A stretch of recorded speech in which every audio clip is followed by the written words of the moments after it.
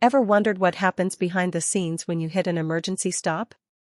Let's press that button together, because it's way more than a dramatic moment in movies.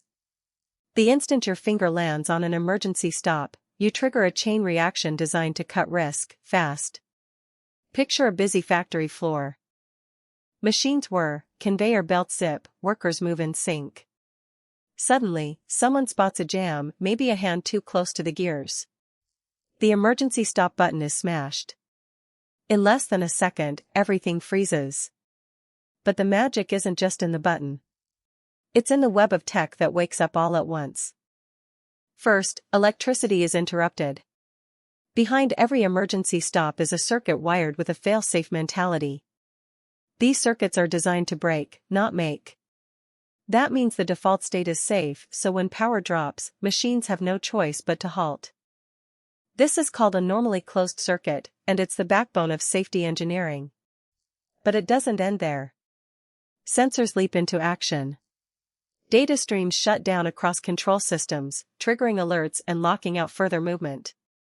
In factories, robotic arms stop mid-air, brakes clamp down, and automated gates lock to protect workers. If you're in a subway train, an emergency stop can activate not just the brakes, but also warning lights, PA systems, and central communication to alert the control room. Why so many layers? Because one failure isn't enough.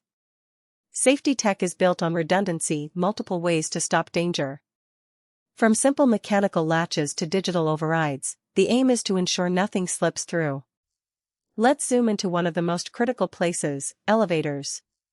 Hit the emergency stop, and you don't just halt the car. You activate a series of mechanical brakes, trigger alarms, and sometimes even engage backup power. The result? Passengers are protected, maintenance teams are notified, and the elevator becomes a fortress, not a trap. Emergency stops are found everywhere: industrial robots, amusement rides, nuclear reactors, even your treadmill.